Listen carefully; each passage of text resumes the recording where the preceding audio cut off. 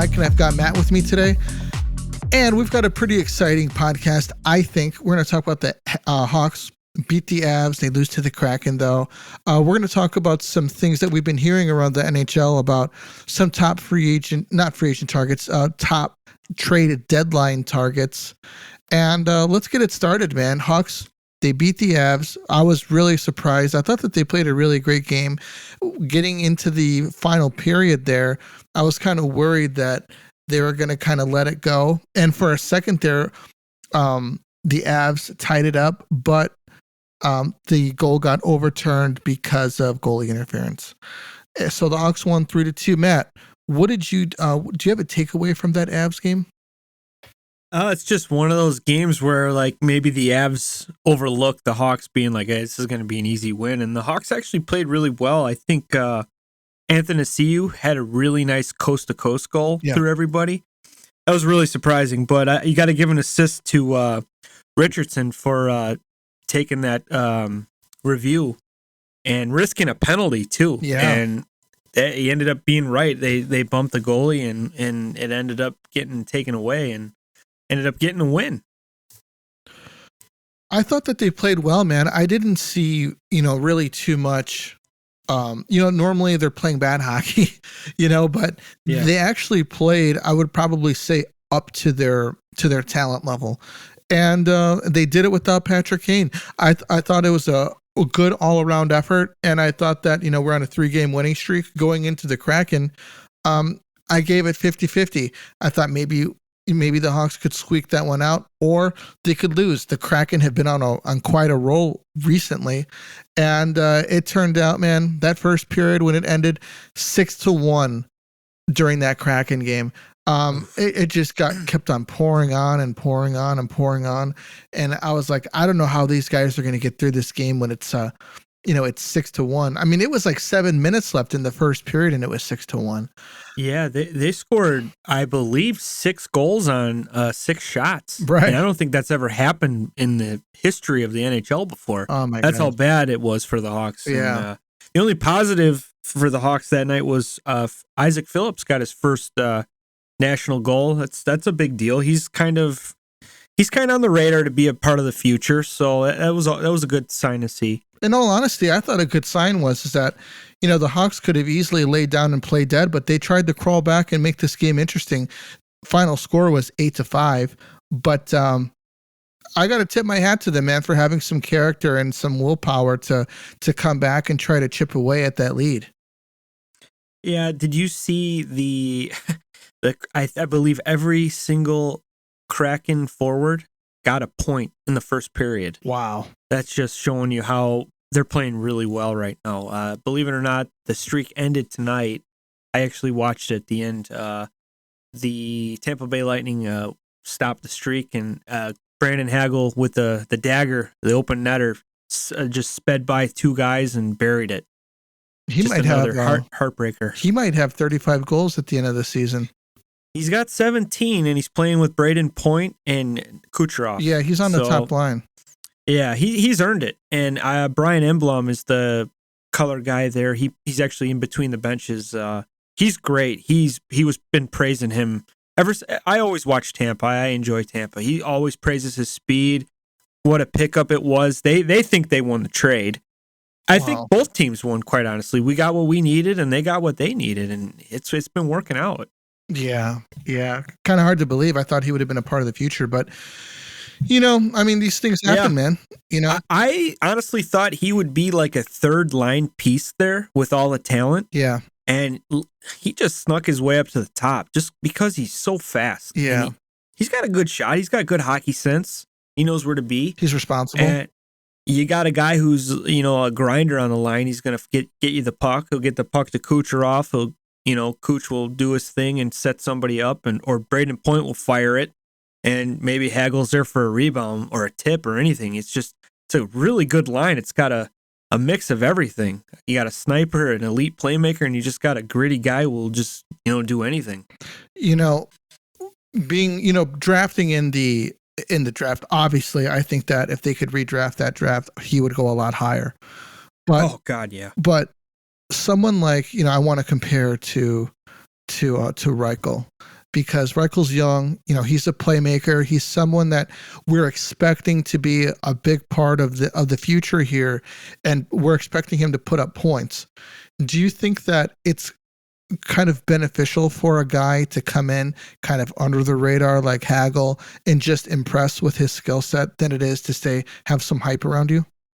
Well, we had a couple guys like that during the cup runs. I thought Davey Bowen was underrated. He kind of came out. He was he got picked from London, and they thought he was going to be like an elite playmaker, but it didn't really turn out that way. But he ended up being a huge part of the team. You had guys like, I guess you could say Troy Brouwer was one of those guys, kind of came out of nowhere. But your question, I think having a guy like Hagel that just comes out of nowhere, I guess you can even say Brandon Saad kind of came out of nowhere too. That's huge when you're building. He was I think Saad was our second round pick. So I mean, there was some kind of, they were like, hey, what? This guy kind of fell in the draft. We're not sure why. And he ended up being he's been a solid player everywhere he's gone. Yeah, but a second rounder, you don't really, over a first rounder, you're gonna think the first rounder is gonna do more, right? And I think the Hawks have had bad luck with their first rounders. We found gems in like the second and third. Sometimes, what was Hagel? I think he was a fifth round. I'm not sure. I don't even think it's crazy, but. We had guys that just stepped up for us back then, and they kind of just filled in roles. I mean, Adam Burish was a guy who was an important piece in that 2010 run. He, third line, fourth line guy. I don't know. I think he was drafted in the fifth round, and even Andrew Shaw, this little guy, third round pick. No one would even think he'd be in the NHL, and he was another 2-time Stanley Cup champ. So you never know when you find a gem. So he came in the 2016 draft, drafted by Buffalo, believe it or not. Wow. Trying to, let me see here, 2016 entry draft. Doesn't say, man. Low. Yeah. I'll look that up on Wikipedia or something when they got NHL draft. Deep draft. So anyways, yeah, I want to look this up because I'm pretty curious. That was Pierre-Luc Dubois was drafted the same year as Austin Matthews. I didn't know that. Yeah, Columbus, right? Yeah, pretty early on. Matthew Tkachuk was in that. Yeah, dude, Alexander Nylander went number 8. Buffalo, right? Yeah. Can Yikes. you believe we got Lafferty for him? That was a great trade. It was. Great trade. Great role player, Lafferty. I love him on this team. Yeah. That was Borkstrom. It's a shame. By the time we're good, poor guy's probably going to be out. But yeah. Still, honestly, if I'm a playoff team, this is a guy, you got a guy hustling and killing penalties, scoring shorthanded goals. It's a guy I'd look for at the deadline, and he's got 2 years locked in. Yeah. At a cheap rate. Might be a good steal. That was DeBrinket's draft. Same thing with Radish and Boris Tkachuk. Adam Fox. Wow, yeah. Adam Fox was drafted by Calgary, he was a third round pick. He said, "No, I'm not playing there." Wow. Yep. Let's see here. That's gotta hurt, man. The Flames have had some pain. Yeah, they have. That's gotta hurt when you got a Norris Trophy defenseman. You find out in the future he wins a Norris with the Rangers. He didn't want to play with you guys. It's like, yeah, kind of like Johnny Hockey and Tkachuk. It's been painful for those guys. At the same time, Brandon Hagel is a 6th round pick. 6th rounder. Yeah. Playing on the first line in Tampa. Going to be competing for Stanley Cups probably for the next 3 years. We can actually talk about that. I think this is it for Tampa. Watch the game tonight, man. I think Tampa wins it this year. Oh, I can see that. I don't know. I'm gonna wait till the matchups, the first round, and I'll see. But I'll tell you what, Vasilevsky is still the best goalie in the league. Sorry, Rangers fans. I think Igor's got to win. I think Tampa will probably make it to the finals this year. I could see it at least, and I think that's it for him.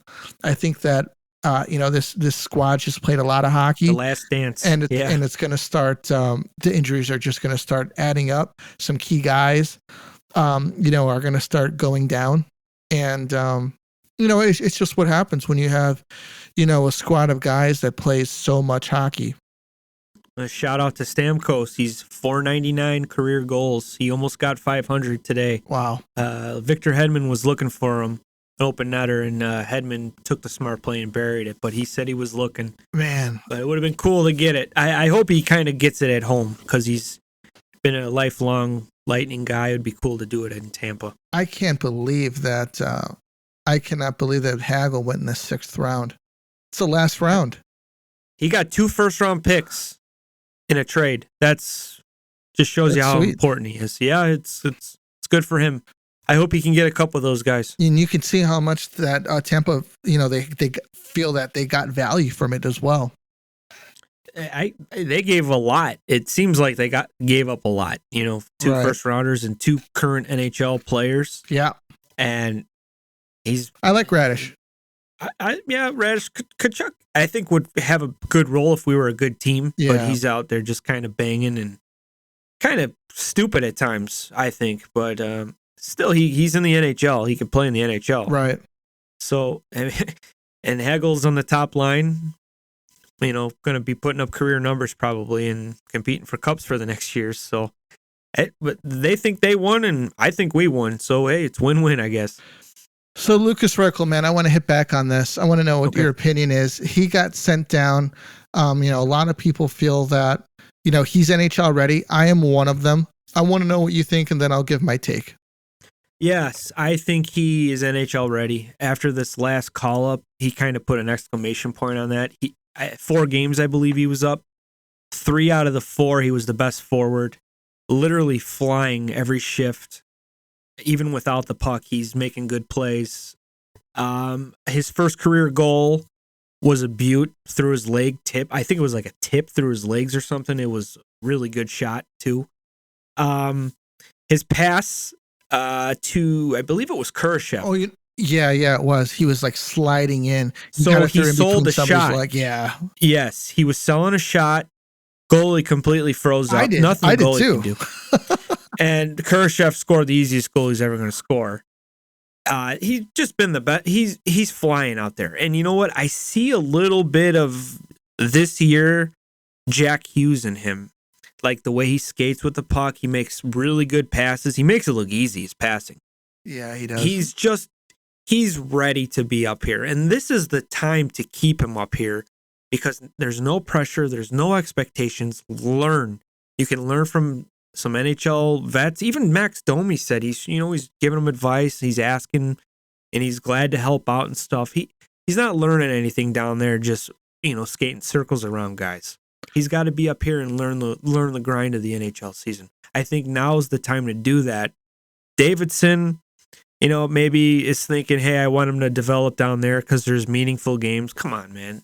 This guy's a pro. They're not really meaningful to him, and he's an all-star. Maybe they want him to represent the Ice Hogs, stuff like that. And then you get the other side. The fans are saying, well, we want a tank. We don't want the Hawks to keep winning. Come on. One guy is not going to, make the team win, even though he was good. But it's not fair to his development if he's going to be down there when he's ready to go. So I agree with you. I want to put that out there. I agree with you.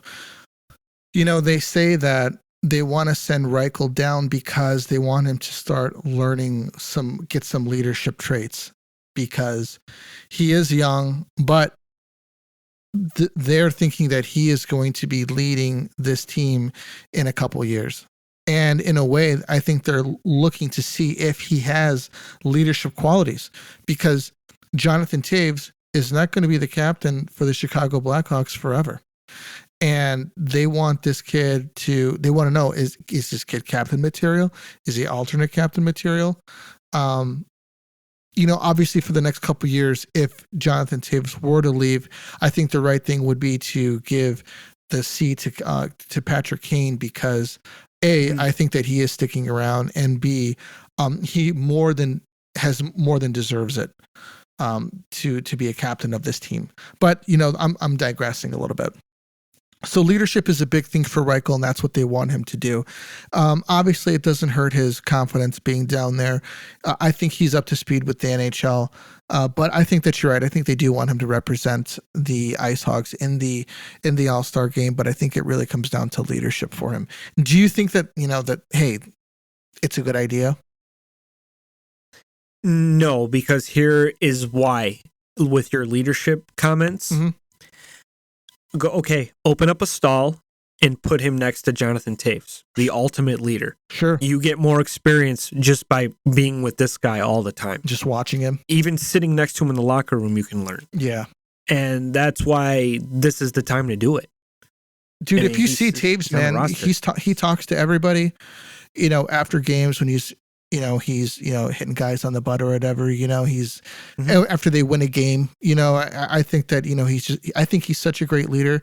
And I agree with you. That's what Lukas Reichel needs to be. Or I didn't even think about that. Opening up a stall next to Toews, that'd be a great idea. You want him to be a good leader? Why send him to Rockford? Send him with the ultimate leader. Yeah. And then that's what they did with Toews when he was, I believe Toews wore an A his rookie year. Yeah, he did. They put him next to Marty Lapointe, who a great veteran, won some Stanley Cups with the Red Wings, and Toews said he learned so much from Marty Lapointe. He really, really respected him and really grateful that he was able to spend some time with him. I think, Toews was obviously, I'm not saying he's not serious now, but he was a much more serious kid back then. Yeah. But 100%. I think that it's, having one of these kids next to a chiseled veteran, and we could say that's what Toews is now, would really help. Even putting him next to Kaner, I think that would be a good idea. What kind of guy is Lukas Reichel when he's not playing hockey? Because Kaner looks like the type of guy who's kind of in the equipment room messing around with his sticks. Do you know what I mean? Yep. Is he like Toews playing hacky sack or whatever with the guys in the hallway? What kind of guy is he on the outside of hockey? And maybe get him next to somebody who's similar to him. Yep, learning little things. Just being with the guys all the time will help. So Domi is going to get interest at the deadline. I wanted to bring this up now because, you mentioned Domi and, it's kind of at the top of my head. Domi had made some comments saying that, or people were saying that, he's had some success in Chicago that he might not want to go. Do you think that keeping Domi around is a good idea? I like Max Domi. I think if he can get back to the way he played in Phoenix, he would be a perfect player, perfect fit for this team. I'd like to see more grit from him, more nastiness. I do like that he defends his players, but I think when you're a vet now and you've been around a while, you got to protect some of these young kids that are, coming up. And, he's got his scoring touch. He has been playing with Kaner. I'd like to see him shoot more. I'd like to see him get 25 goals this year, but I think if someone's calling and they're going to, give you a haggle-like deal, you got to take it and maybe say, hey, Max, we really loved you here. Go chase a cup. Good luck. And call us in the summer. We might have a deal for you again. I could see that happening. Yeah, that sounds like a good... seeing what he wants to do. He's like, I don't want to go. I want to stick around. Yeah, like we sure. Like you here, but Max, you're gonna get us a first round pick. Yeah, we need it, dude. Sure, come back. We'll give you a 2-year deal, $4 million a year, and we'd love to have you. Players do it a lot. It used to happen a lot. I remember. I believe it was Dougie Waite. I think he was playing with the Blues, and I feel like he went to Edmonton on that run, and then the next year he went to another Stanley Cup contending team, and then he went back to St. Louis again. It's like, geez, man, you're helping St. Louis out a lot, and you're getting to chase a cup again. There's a couple guys that do that, but I think it could be possible. It could happen. I know he likes playing for Coach Richardson, and he's having success here. And just imagine if the Hawks land the first overall pick. a lot of guys are going to get excited and want to play here too. Yeah, I agree. I don't know if you've been watching football this past weekend, man, but it's been it was actually all of the games were really good and exciting and close. I thought that I thought that the Dolphins game was going to get out of hand, but they came back and they almost pulled out and won that game. But the NFL action continues, and we're one step closer to Super Bowl 57. And for the NFL divisional round, check out DraftKings Sportsbook, an official sports betting partner of the NFL. New customers can bet just $5 and get $200 in free bets instantly. Plus, new and existing customers can take a shot at an even bigger payout with DraftKings stepped-up same-game parlays. Boost your NFL winnings with each leg you add up to 100%. Now, download the DraftKings Sportsbook app. Use code SHITOMAHAWK. New customers can bet $5 on the NFL divisional round and get $200 in free bets instantly. Only at DraftKings Sportsbook with code SHITOMAHAWK. Minimum age and eligibility restrictions apply. See show notes for details. You can't have any fun until you hit 21, man. So, also from my friends at Manscaped, Happy New Year from our friends. The ball has officially dropped, but that doesn't mean you have to drop the ball on your balls in 2023. Whether you had a New Year's kiss or not, the leaders in below-the-waist grooming have you covered for your much-needed resolution of bringing sexy back. Join the 7 million men worldwide who trust Manscaped with our exclusive offer. Go to manscaped.com and use code Tomahawk20 for 20% off and free shipping. Let us have a toast to the new year and a new you. Now, one thing I do want to talk about is the Buff Bundle that comes with a shampoo, a conditioner, and body wash. Oh, I'm sorry. Shampoo, conditioner, and body wash, and the, what's it called? The buffer. I'll tell you what, man. I've been using the shampoo, and I think it works good, man. I like the way that it feels. Like, it feels like soap in your hair. Some stuff that you use, you put it in, it kind of just runs out. Like, it feels like there's like soap in my hair, and I feel like my head feels clean afterwards. And I've been using the body wash, and I really like the scent. Oh, and I'll tell you what, my wife really likes the scent too. I'll tell you that. And the buffer. I'm not a fan of the traditional loofah. I think that we need like a jump in technology with loofah technology. And I think this buffer is it with like the little silicone that it uses. I think it works great, man. How's it been for you? It feels fantastic. I love that. I agree with you. The shampoo is good, and the body wash, you are correct. It does work with the ladies. It does work with the wife. No, I really like it. I actually went through a bottle already. That's how much I like really? it. So I'm getting my second round in, and I gotta conserve a little bit more because I got rid of it fast. It smells so good and it feels good. Yeah, it does. It's so funny because my kid, he used it one day and he came out smelling like a man. He came back with 2 girlfriends. He's like, I'm like, what's going on out here? He goes, oh, no, this stuff smells pretty good. You know what? Funny you say that because my 2 boys use it too, and that's probably why the bottle's gone. Yeah, that makes sense. Yeah. So if you're out there, use our code Tomahawk20 for 20% off, free shipping. Check out the Buff Bundle. It's great, and I've been waiting for Manscaped to actually come out with these products because I wanted them to do a little bit more, and they have. And I think that it's a product that I can use and something that I can get behind. I love it. But on to the podcast. Jonathan Toews had an interview with Charlie Roumeliotis. Now, at least in Chicago sports, I don't think that there's anybody that gives an interview and then like the press, Twitter's going crazy on what the guy says, whether it be about maybe some of his political views or how he feels about COVID or, and he's talking about his future in Chicago. Matt, do you think that, just flat out, do you think that Jonathan Toews is going to be here in the summer?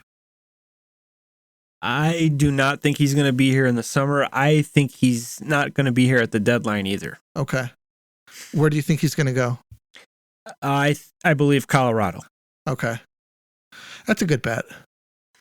Yeah, and they're in need of a second line center. I mean, who wouldn't want a 3-time Stanley Cup champion, Selke Trophy winner, guy who can win, every faceoff he takes? It seems like. Yeah. Plus, I'm sure they're going to retain salary to get rid of him. If he wants to go, it's all on him. But after that interview, I took it as him kind of building, saying the right things. He's not going to say, I want out now, and get totally attacked by the media, the fans, and, the media will turn it into Toews wants out, and they will totally forget about the hockey ops of everything until he's gone. Right. It'll be a circus. I think he's kind of building it up like in a nice way to say, hey, I would love to be a Blackhawk, but I see the writing on the wall, and sometimes change is good. Now, if he's just said, hey, I want to be a Blackhawk, I would believe it. Like, okay, This guy's, he doesn't care. He wants to be here and he wants to finish a Blackhawk. But he kind of said that comment after, which kind of made me think like, well, maybe he's done. He's had enough of the losing and he wants to chase another cup, and maybe he doesn't feel wanted here. So that's what I took out of it. Okay. So his comments were, Jonathan Toews would love to finish his career in Chicago and be a lifelong Blackhawk, but at the same time, there's part of me that sees the writing on the wall. Now, I'm going to speak with my heart, and I'm going to speak with, with what I actually think is going to happen. I think that he's going to stay because I want him to stay. Okay. I do too, man. That's me coming from the heart, but logically, or at least how I see it, is that he wants to be a lifelong Blackhawk, but he knows that he's not what he used to be, and that he knows that he's not exactly a first line center anymore. So when he says he sees the writing on the wall, that he knows that he's not long for this league like, say, Patrick Kane is. Okay. Maybe, I don't know how he's feeling with his health. Is he like, you know what? I don't have much left in the tank. I could see the writings on the wall that I don't have a lot of time left here. But, that being said, I think that he does stay because, he is the captain. I think that he buys in. I don't think that he wants to leave. I think that he's made this place, it's been like, a very big part of him. Like I mentioned with Kane, he's watching numbers go into the rafters. I think that means something to him. And that, I think that he could be a help for, in Colorado. But like you mentioned earlier, I think that he could also be a big help here with a lot of young guys coming in. Davidson could say, hey, we need a leader here. And you can't buy that, man. You can't buy what he has accomplished and what he has gone through as a captain of this original 6 team. And with that, even if you keep him for like a year or two more, that's a lot of time for some of these young guys like Korchinski to come up and get some of that leadership. Obviously, as we mentioned, Lukas Reichel. And what if Connor Bedard? What if they do get Connor Bedard? I will say that I think that Kane and Toews talk. I would think that like they sat down and said, hey, man, what are you thinking? What are you going to do? What have they? Oh yeah, they for sure have. Have they? They have the same agent. I know that they've spoke with Davidson. Like, Davidson, what do you want to do? What are they offering for me? And that's also a big part of it too. Toews is a very honest guy, and he sees things and he doesn't bullshit, man. He says it the way that it is, and how he sees it. So, I think that Kane has gotten better with the media and says the right things, but I think that Toews kind of goes off the cuff a bit, saying exactly what he's thinking at that time. I think that it means something to him to retire as a Blackhawk and hand that C off to somebody. So I'm going to say that he stays. Okay. Well, we never know. To be honest with you, it's up to him. It's on him. Even if they did offer him, I would say, man, for what you've done here, I want you to write off this being the only sweater that you've worn. Like Steve Yzerman, like Joe Sakic, I think that he belongs in the conversation of some of the great leaders that have been in the NHL.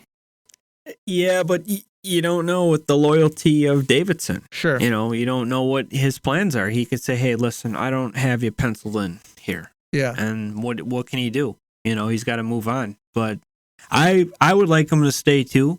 But I think he's had enough, and maybe he feels like he's not heard here, which, you know, he's said that in the summer. He wishes that they would have, you know, talked to him more about stuff. Sure. I can't really blame Davidson on that, though. He kind of inherited Bowman's team. He did, man. And it was bad. He didn't hire Colleton. That was Bowman. So, you know, I'm sure Taser was, you know, upset. You know, like you said, he talks politics, he talks COVID, he talks all kinds of junk, and he's honest, and that's a good thing. But from the last interview, I don't know. It just seems like it was kind of like a last straw type thing when they got rid of, you know, like say DeBrincat and Kirby Doc. He's like, these are young guys we should be building around, stuff like that. So that could have been it for him. And he says, I'm going to do my best and still going to be a captain here. But I think at the deadline, I might want to be out. You know the way it's going. So that's a really good take right there, because, you know, during the summer he was probably angry. You know, he was like, he knew these guys, but you know what? He also saw Korchinski in camp. True. Yeah. In camp, and he's probably like, whoa, you know what? We did trade Kirby Doc, but Kirby Doc wasn't skating like this kid. You know? You got Nolan Allen too, has been good, and you know, you got four good guys from Team Canada. I think that he's seeing like, hey, they've got some young guys coming up, you know, and DeBrincat is gone, but you know what? Something like you had mentioned earlier, DeBrincat might not be happy in Ottawa. I don't think he is. DeBrincat might not want to stay in Ottawa. He might want to come back to. I mean, he was essentially a household name here. He a 40-goal scorer multiple times. He got married here. You know, his wife, you know, they obviously she had her kid, I think, in Ottawa, but, you know, I mean, he wouldn't mind coming back here. I mean, he even took out an article in the paper, Chicago became a home for him. You know, it's not, you know, outlandish to say that he could just not re-sign in Ottawa and say, hey, Davidson, do you want to sign me? Why not? You know? I don't see why not. That would make Kaner happy. That would make Toews happy, and you would also get your 40-goal scorer back. And if you tell him like, hey, we're getting ready to draft a Bedard, and Korchinski is getting ready to play, he's gonna be like, hey, you know what? Let's do this. You know? Yeah, it's like Davidson was playing a game all along. He's playing chess. Know, like and he got some good pieces for free, and then, you know, he got his Kings back. You know? Yeah. And he got rid of Kirby Doc at the same time. I'm okay with that. The one thing I cannot stand is when he scores a goal. Yeah. There's like a 50% Hawk base that, why did we get rid of this guy? And they always post about it. It's like, okay, come on, dude. He scored, what does he have, 4 or 5 goals? Come on. Yeah. He's like, he's 5 points away from his career high. I'm like, what? 10? 15 points? Come on. Give me a break. You know what? It didn't work out here. And you know what? He's got skill. There's no doubt about it. But I mean, he's not a difference maker on a team. He's just a piece. That's all he is. He's just a piece. I agree. And, you know, with these young players, you know, I think that they're getting used to having, you know, say technology at the bench, technology at their fingertips, you know. John Tortorella was, you know, in the news saying he doesn't give a shit what anybody thinks about him. He took the iPads off of the bench so that players could not use them during the game. Now, I'm going to give my take first on this one, Matt. Then I'll shoot it over to you. I think that he made the right call. I think that you know, John Tortorella knows hockey. And he knows what he's doing. More than likely, his reaction to it is probably trying to get some of the Philadelphia media off of the team and onto him. And I think that that's the sign of a true leader. You know, Luke Richardson, I think, provides really great leadership with the Blackhawks. And I think that Tortorella does a really good job of getting the media off of his players and onto him. And I think that's a really good sign of leadership. Taking the iPads off of the bench so that these guys can concentrate on their next shift, I think is a good thing, because they're not competing, you know, right now. They're not looking to make a cup run. these guys need to essentially learn how to play hockey again with each other, and I think taking some of the I think they're just making it more complicated by having so much technology on the bench. So taking the iPads off, I think, is a good idea. If you have teams, say like Tampa, when they're looking at iPads, they're looking at plays, they're looking at things that they did, looking at things that they did wrong. You see them pointing at stuff, and then they're making corrections and fixing them because you have a group of guys that have played together for a long time and they've had a lot of success together. And I think that's just a difference. Just a different example of how the iPads work and how it's supposed to be done. And the Philadelphia is an example of, kind of making things a little bit too complicated. What do you think, Matt? Well, I think maybe he was, standing on the bench and he was seeing guys, looking at the iPads and like, okay, this team does this all the time. So I'm going to stand here. I'm going to position here. I'm going to fire it this way. And sometimes there's so much change in the game, like the live game, it doesn't happen. And he was like, play your game. Don't be looking at charts and don't be looking at that stuff. You got to do your job. And I'm sure that's what it was. I'm a Torts guy. I've always been a Torts guy. I was hoping the Hawks would have got Torts. But I think he's the perfect coach for Philly to give him a big kick in the ass that they need because I think quietly he's building a good team. And I think the GM over there is making some good moves as well. It's just going to take a while. Sure. But I like Torts. I've always have. Do you think it's the right call for them to be taking the iPads off of the bench? Quite honestly, man, I don't think the iPad should even, be on the bench.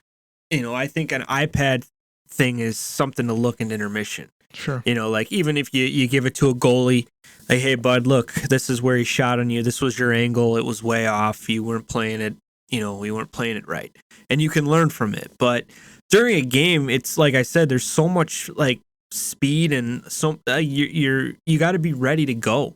You can't be dicking off looking at an iPad for something it already happened. You can learn, after the game even. Like they have video classes. They used to do this all the time. Like hey, defenseman, we got our 2-hour video. We're gonna go over the game. We're gonna go over what you did right and what you did wrong. I just don't see the need for it during the game. I'm more of the dry erase board guy. Like, hey, Let's drop a face-off play. Let's try to tie this game when we got our goalie pulled, or like a power play face-off. Right. That's what if the iPad did that, if I'm sure there's a feature for it and these guys have it, draw it up real quick. But as far as like looking at replays and stuff, I think I'd wait for intermission, stuff like that. Yeah, I know that the Blackhawks, they have guys upstairs that they are doing things, and I think that they're sending them down to those devices because, say for instance, Richardson's looking at an iPad, they're sending something down. They're like, hey, you need to question this call right here because look at this, and they for sure, stuff like that. Yeah. But I like that the eyes in the sky type of coach, right? Like say, hey, you guys are getting beat bad on this corner. You got to tighten up, stuff like that. Yeah, I get that, but I even like the old assistant coaches used to have the earpiece. Remember, like they would just kind of talk. Right. I didn't even know that was like a legal thing. But yeah, I guess that they do it. But I think it. Like if I never played in a time where there was technology like that. I'm sure it would be useful as a coach, but you don't want like 20 iPads on the bench. Like, okay, I gotta look. Oh, cool, I got a text message. Like, I'm not saying text go through, but it's a distraction, and I think Torts is trying to get him away from it. He just wants them to play their games. Sure. And like you said, you nailed it. A good coach is somebody who takes the pressure off, their players. And, it's funny because everywhere he goes, the media ends up hating him after like 2 years. Yeah. But I love his honesty, and you can't argue with the guy. I think he's got over 600 wins in this league. He's got a Stanley Cup. He's got a couple Jack Adams, I think. So the guy knows what he's doing. And it's actually a dying breed. You don't really see too many coaches like him anymore. I think he's like the modern day, maybe Mike Keenan. But I still think Bobby deep Knight, down, he's a great guy and he cares for you. He really does. Sure. So, and Marty St. Louis, Hall of Famer, head coach of the Canadians, loved Torts, and that says a lot because he's a really good, classy player, and he's a coach now too. So maybe he's using some of the methods from Torts, but he's not as outspoken and kind of, I guess you could say, a little mean. But sure, it's working. He's a good coach. He's doing a great job down there. I think they're building too, and he's got Cole Caulfield playing at a high level. He's got Suzuki playing good. He's even got Kirby Dach putting numbers up. So he's doing something right. So moving on, man, I want to talk about some player worth and some top free agent targets. What do you think Bo Horvat is worth? Now, I don't know if anybody has heard, but the Canucks have pretty much mentioned that this core is done and that they're going to be blowing it up so that they can retool and rebuild, which is, if it's not working, why not tear it down and try and build it into something that does, right? So, Bo Horvat, where are you at with him, man? What's his numbers looking like? Well, Bo Horvat's numbers are fantastic. I believe he's at 30 goals and 48 points in 42 games. Wow. He is the top prize probably at the deadline. And he actually turned down a 7-year extension in November, according to the GM. Doesn't want to play there. So it seems like it's not going to work out there. But the teams interested are obviously the Avs, because he's a center. The Golden Knights, which I don't know how the hell they would fit that. Carolina, which I think would be a fantastic pickup for them. They need a game breaker to get them over in the playoffs. Good center. You got Seattle, and then the Rangers. I don't know how the Rangers are always mixed up in every. It's New York, dude. The New York media. Yeah, man. So, can you imagine if Colorado gets a Bo? Would that would pretty much end the Toews talks? Well, he's 27 years old, and he's got a 5.5 cap hit, which Toews is obviously, I think, has got to be close to 35, I think, or 34, and he's at 10.5. Yeah. So Bo's at 5.5. It would be a lot easier to get him at the deadline. I'm sure you got to give him a first-round pick, maybe a prospect even, because Bo's good, he's young, and Colorado might be able to work something out. Get him locked up long term and have to move something else. But having him as your second line center would be pretty damn impressive. He's going to want at least 8.5. I could see that. He's been very good for the Canucks. He's been their captain, and I'm quite honestly, I'm kind of surprised with that press conference today with Vancouver. They got some good young players there. They got obviously Quinn Hughes. I wonder what they're going to do with him. Yeah, that's a guy I would love to have on my team. I think that they're probably thinking about building around him. I would imagine. They're going to be calling now. Their phones are going to be really busy. Yeah. So obviously the Sharks are putting Erik Karlsson out there. What do you think? Well, how about this? How about we start? Where do the Sharks think that Erik Karlsson is worth? Well, according to the report we've seen, they think he's worth 3 first-round picks, and they want 18% of his 13.5 retained. So that's asking a lot, very lots, and I don't think it will even get close to that. 18% of 13.5. I'm not really good at math. Me neither, but it's still going to be a lot. It's not enough. I mean, you should take on 50% of that thing. Yeah. Oh my gosh. To make it fair. Where do you think that if a move were to be made, where do you think he could fit in at? Well, this is hard because 13, even with the percentage, I mean, it's still. There's not a lot of teams that could take that on, unless they move an important piece. I don't think it's going to happen. I know a lot of people would like to see him go back to Ottawa and everything, but it kind of ended bad there, I thought. It was kind of... There's some personal stuff going on there, too. There's some drama and some off-ice issues with, I think, some wives. It got pretty ugly. Yeah. So it's probably a city he doesn't want to go back to and relive all that. But I mean, I don't know, man. It'd have to be a team with a little bit of cap space and willing to move some young pieces and, man, take on another 3 or 4 years. I think that's a lot to ask. So I think he's going to stay in San Jose. I don't think they're going to be able to do it. I mean, teams are looking to add a guy to what they have, not give up what they have. Yeah, especially a young defenseman. You don't want to give up a guy who could play two ways and just get a guy who's one-dimensional. Right. And that's just me, but I know that's the league now. There, you want the run and gunner, and Erik Karlsson was, he's very good at it. He could put numbers up, but he's still gonna be that minus guy, and he's not gonna be good in his own end. So, and you got to pick your poison. Unless you got a really good partner for him that plays great in his own zone, it could work. But I just don't know. Yeah. Maybe Lou Lamoriello from the Islanders could make a pitch for him, because he's kind of known to do some crazy stuff like that. But that would be my guess. Maybe the Islanders, but I could be way off. That's just, I'm throwing it out of just left field here. Yeah. And, I don't think the Coyotes would want to make a run. I don't even think Karlsson would accept a trade there. I mean, why the heck would you want to go there? So the bottom teams have cap space, but there's no point to move him from one bottom team to another bottom team. Yeah. What are your list of the top free agents available? So we just went over Bo Horvat. He's at 1. Right. Patty Kane is at 2. With the Rangers obviously linked, Dallas, Colorado, Toronto, Edmonton, the Islanders, and Boston. So this is interesting because you always think of a player he's going to play with. Obviously the bread man with the Rangers. You got Jason Robertson from Dallas, Nathan McKinnon from Colorado, Austin Matthews, Toronto, McDavid and Draisaitl in Edmonton, and then Matthew Barzal in the Island.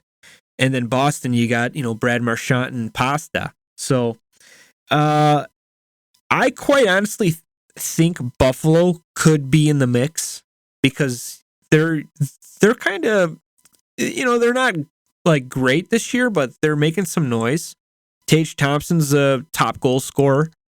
And maybe Kane said, I want to go play home, in my hometown for maybe a season or two if it doesn't work out with the Hawks. But I could see Buffalo being in the mix too. Okay. Interesting, man. Yeah. Number 3, go ahead. Jacob Chikrin, who's been in the rumor mill for probably the last 3 years. This is a huge red flag, because every defenseman that, the Coyotes got rid of, he was a stud with the Coyotes. And say like Oliver Ekman-Larsson, he was good there. He goes to Vancouver. He's a healthy scratch now.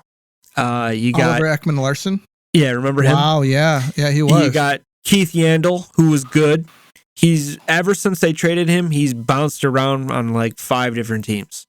So this is a red flag for me. I don't think I would go crazy with this kid. He is good, but just with their history of trading defensemen, I don't know if it's worth a first round pick to me, but he's obviously a hot commodity right now. So he is a number 3. Johnny Toews is number 4. We kind of went over that earlier in the pod.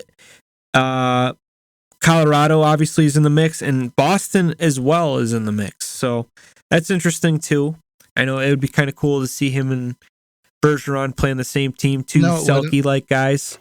It would be pretty cool. They're fellow countrymen and stuff like that. Timo Meier, which is surprising to me. He is the San Jose Sharks probably leading goal scorer right now. Yeah. He's a restricted free agent in the summer, but they're saying that he's probably going to get a $10 million qualifying offer. So they don't really have any links to any teams yet, but if they can't get something, going in contract talks, he could be, a top guy to get. He's a very good right winger for the Sharks. Right. Ryan O'Reilly, which is surprising because a couple of years ago, he was the main reason why they won the cup. He was a great 2-way player. But Doug Armstrong is, he wasn't the captain. I think it was Pietrangelo still. Yeah. Yeah, he's the captain now. He's on the last year of his contract, and I know Doug Armstrong, if they can't get something going, I know he's famous for getting rid of guys at the deadline. So he could be, going to a playoff team. His salary cap hit is 7.5. It's not that bad. I mean, he could, he's an important part of like a 2-way game if you're looking for a guy like that. If, like, say you don't get that Bo Horvat, maybe you can go after Ryan O'Reilly. There's always something with that guy, and when it comes to contract time, he tries to get. Yeah, he tries to get as much as he can get, and I applaud him for that. Do the best for yourself, because you don't get to play hockey forever. But at some point, you got to look at your age and your production. If it's not as good as it was, you got to kind of take what you can get and try to make the best of it. Then we're at Vladdy Tarasenko, his teammate. He's also a UFA, and I quite honestly thought the Kraken would have claimed him in that fantasy draft, but they didn't do it. And the teams that are linked to him are the Islanders and the Rangers, believe it or not. But I know Lou has been very interested in this guy for the last 3 years. They were trying to get him, I guess a trade fell through at the last second, but I could see him trying to get him to maybe, if Patrick Kane ends up staying with us, maybe this is a guy you want playing with Barzal, because he's a shooter. He could play. His cap hit is also 7.5, and he's 31. So you're going to think maybe he'll get like a 4-year deal to probably finish up his career. But moving on to the next one, our own Max Domi. Number 9? This is I actually skipped 2 guys that I've never even heard of. Okay. So we're still in the top 10. Max Domi is number 9. Teams reported to be linked to Max Domi are the Rangers, the Leafs, Dallas, and New Jersey. I kind of think that the Hurricanes might actually be interested in him too. He's a gritty guy, good, a good top 6. He can even play bottom 6 minutes for you, and we know his cap hit is at $3 million, which is very cheap for a 27-year-old. So we'll see where he goes, and we'll say number 10 is Shane Gostisbehere. Ghost Bear, they call him. So remember a couple years ago, man, Philly waived him, and he cleared waivers, and no one picked him up, and now he's worked his way back up to being a top 10 trade a trade asset. This is interesting to me. He's at a 4.5 cap hit. He's 29. That's that Arizona Coyotes thing. You want to be careful because obviously he's getting more ice time and more chances down there, but this is another one I'd be really careful with if I'm making a move for him at the deadline. Sure. Well, great, man. Dude, I think this is a good podcast. Yeah, fun. Thanks for putting those free agents together. No problem, man. Thank you, everybody, for listening. Let us know if there's any free agents that we missed that you think should be in there that, have some worth, that a team might be throwing out there. And we'll leave it at that. That's the Tomahawk. We're out of here.